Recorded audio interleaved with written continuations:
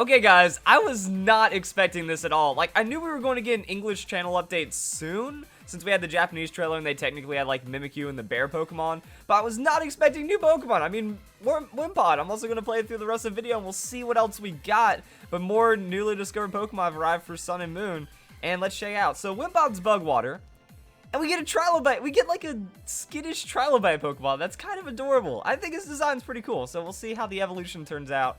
But oh, Wimpod. What? What? Wait, what? How's that going to work competitively? Okay, better have another ability. Because I do, what? Okay. Alright, what I was going to say is, the only other Pokemon I have that is, like, Surskit for the Bugwater typing, and Wimpod. So, he hits, but if he gets hit, he wimps out and pieces out. How are you supposed to catch this thing? Alright, so alright. Good. Whatever, do your thing. Okay. What are you? Bounsweet. Or Bounsweet. Okay, why did I say bonus? Leaf Guard Oblivious ability. Oblivious. Interesting. Alright, that was fat. What the fuck?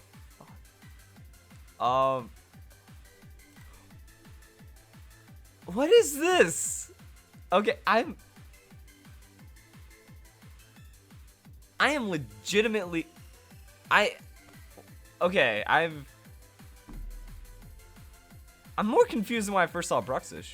And also, like, what happened? That was so fast. We didn't get to see anything about this guy's kind of weird too. So some kind of like fleshy fruit pod kind of thing. It looks like some kind of random tropical fruit. It reminds me of Cherubi. I'm not a huge fan of Cherubi, so I'm not a huge fan of this guy. Honestly, I don't see any saving features about this, but it does have Leaf Guard ability, which is pretty bad as well. So some kind of, yeah, it's definitely just, it might evolve into something cool, but I don't have my hopes up right here. But then what is this? Like, it's a freaking lay. It's called Comfey. I don't even know what that means. Flower Veil and Tree Edge. Okay. Don't know the Tree Edge ability, but Flower Veil. That's the thing that, like, the Florges has. So this is like, okay, so they have like a Florges fairy now, but it's the Hawaiian edition of like a Florges. I liked Florges. I don't like this. Maybe it evolve. Like, what can you evolve into? It's just a, like, look at that thing's body. Like, that thing's tail or whatever the heck this is. What is this? I'm so confused right now. And it's only, I understand you're going for theme here, but I don't think it works that way. And it used some kind of move right there. Oh, hello. Mudsdale. Ooh, yeah, bucking horse Pokemon. Own Tipo stamina ability. Alright, makes sense. Maybe Pokemon will be able to ride. That is like crazy horse. Oh, stamina. And whenever it's hit, it gains defense. That's freaking terrifying. And it goes around kicks. Yes! Yes, it's still called Mimikyu! Cool, I don't have to change anything. Disguise ability. Hey, we're gonna find out what the disguise ability does. Yo, cemetery! Ooh, this is exciting. This is exciting. Ah, Ghost Fair. Okay, okay, Mimikyu made me feel a lot better. I'm good. Mimikyu's like just the greatest thing ever. Disguise served as a detail.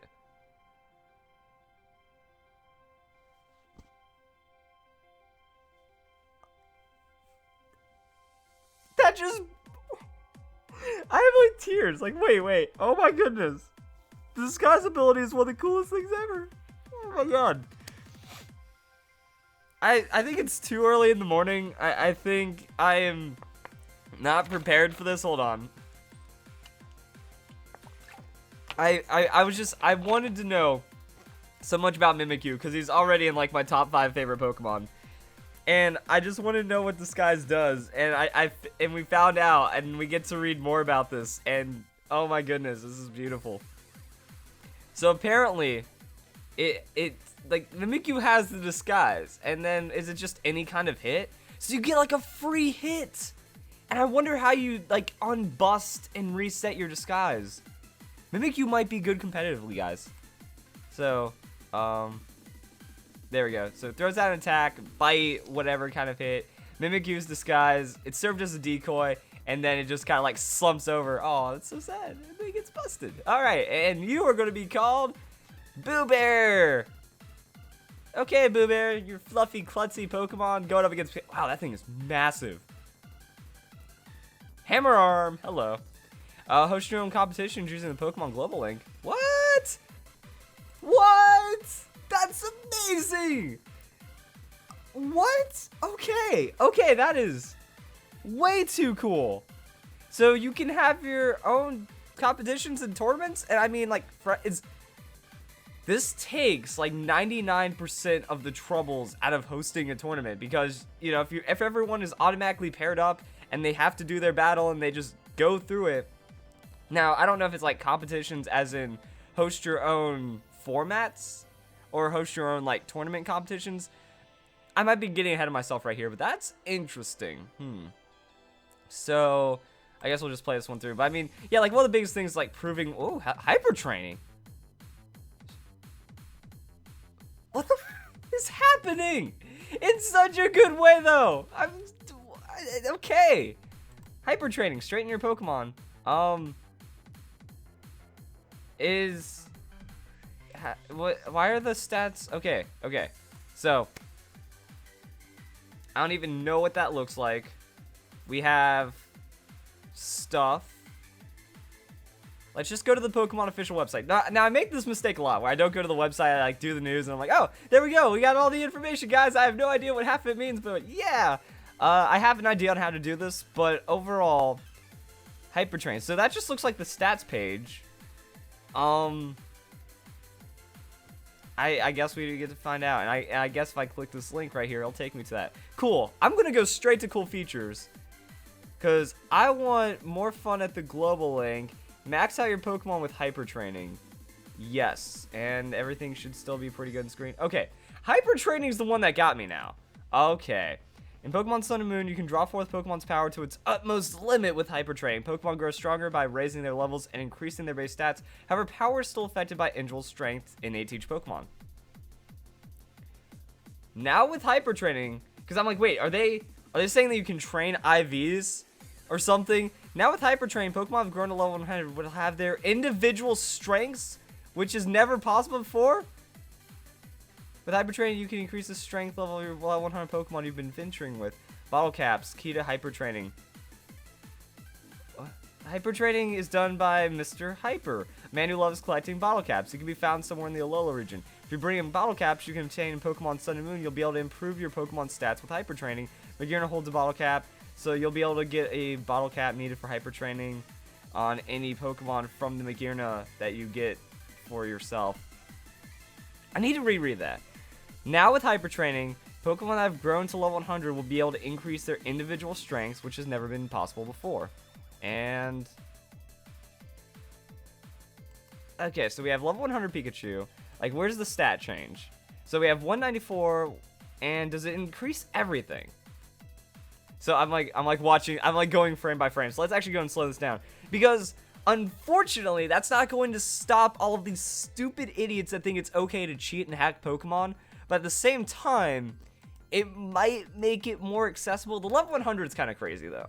See, here's the thing.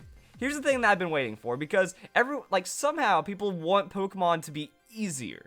And when we think about it, in 5th generation, it took about 10 to 20 times longer to perfectly breed and EV train your Pokemon. And Omega Ruby and Alpha Sapphire, they made it so much easier. And also X and Y, like 6th generation, you have daycare loop, so that's a lot faster right there. You have the way that the Destiny Knot works better. You have better EV training through hordes, but no, that was still not enough for people. And now hyper training has to be introduced to try to cut back on the insane amounts of cheating.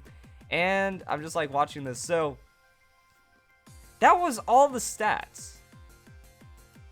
Like, really? Is that okay? So how rare are bottle caps is my question, because Magearna comes with one, so it's an event Pokemon that comes with a bottle cap.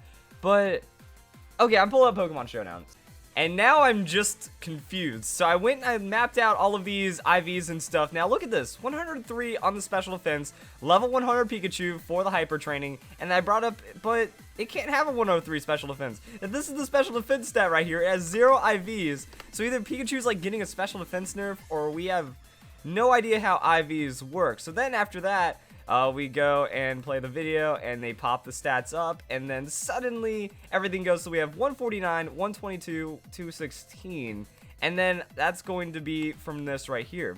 So we have 216, but then the stats are all over the place. So I mean, like, is it EVs? Is it IVs? Like, how do we make this work? Like, the 216 on the speed makes sense, because that's going to be a max Pikachu. Same on the other stats, like 211 hit points. That's going to be max. 146 on the attack. That's going to be max. And then 149 special attack. But Pikachu's... Okay, they're actually buffing Pikachu. So it looks like they're going to take away 5 points in special defense and then give it to the special attack. Either way... Wait, that's 116... Yo, Hyper Training's maxing out IVs. Yo, that means you can do, like, legendaries. And any Pokemon gets free IVs. Okay. Okay. That's pretty ridiculous, guys. I was not expecting this. I'm really just thinking and hoping that this cuts back on cheating. I know it won't, because people are really scummy out there, but 6 IV Pokemon, that means if you get that shiny, if you get that legendary, you can make it good. Now, I'm wondering how legality is going to work. Like, I mean, as for, will Kalos legal Pokemon still exist? Like, if you bring it from 6th generation to 7th generation, you'll be able to use those Pokemon kind of like Blue Pentagon. Or if they're going to have new methods of obtaining all the legendary Pokemon stuff. I think it would seem a bit excessive. Like, Omega Ruby and Alpha Sapphire seems to be like the be-all and end-all of rare Pokemon, because they're doing all the mythical Pokemon events, and they're also doing all, and they also made it to where you catch all the legendaries and stuff. So that adds some interesting things there. But what it means is that you only have to go for natures, which is still kind of tedious, but it's a lot better because you can actually use synchronize for that. Okay, what is more fun at the... Whoa, what the frick? Okay, that's... I want to see more friendly competitions. Can I zoom in? That is way too small of a picture. Oh, wow, that actually ended up working out. So competition name, all-out Pokemon, or all-out competition with a Alola Pokemon. You want to battle? Yeah, you want to battle. Oh, it won't let me scroll. It's kind of dumb. You want to battle? You got Pokemon from the Alola region? Bring it, trainers. Whoever you are. Battle format, single, eligible Pokemon. Competition, period. Okay. So, it looks like it's an actual battle competition, unless the tournament friendly. And then you post it up, and then you sign up for those regulations and stuff. Not bad. Okay. And then your time. So, you can set time limits. Oh. No timer stalling on my tournament, boys. Number of battles per day allowed. And then competition type. That's beautiful. That is so freaking cool. So you can be like, all right, if you want to have like a no-life tournament, you know, set like 40 battle limit per day and just have whoever can win the most. You can also set it for multiple days. You know, you can have the competition period last like 4 days, something like that. You can have it just maybe like 5 battles per day. So that way you can try to go for like consistency or something. And then you have public participating trainers for everyone. That's awesome. That is freaking awesome. Okay, guys. We've got a ton of information already. And I want to go... Oh, let's go and reset all of these shenanigans right here. Host your own. On the PGL, you'll be able to compete in official online competitions in the past. But now there's more. New friendly competition feature that has been constructed that allow players... That'll allow you to become the competition host yourself, set regulations, and then you can set up different styles and stuff like that. Live competitions will allow you to host a competition where you gather people with friends and others in the same space. Yeah, that's awesome too. I wouldn't be like, yay, woo, and then like I made some weird noises right there. But there's live, so digital player ID, so it'll be pretty much be like a live tournament. And I guess that would be not like the online competition. So that might be like an actual tournament setting. You know, they automatically pair you up and stuff. If that is true, the tournament host at like any local card shop or any anime convention, their life just became easy. And then that also means like cash prizes. You know, you can set up money matches and stuff really good. Also, the online competitions are really fun for people like me that have an audience or something. I'd be like, hey guys, let's just do a competition. And then maybe I'll be able to like get Fan Fridays codes or spectate like that, or have like weekly, maybe twice a month kind of competitions. I think weekly would be a little too much, but that could definitely be something cool right there. So I know you guys want me to show off the Pokemon of the Alola region. I think we'll talk about these guys in depth on the next episode of Pokemon News with Verlisify, because we've already been here for a while, and I don't want a lot of this to get lost. You know, like there's a lot of realizations here on the hyper training. I might actually do a separate video as well, just to go a little more in depth. I feel like I covered everything, but maybe there'll be a little bit more information and stuff like that. So if you guys enjoy the video, hope you guys have a nice day. Wow, today has already been absolutely nuts.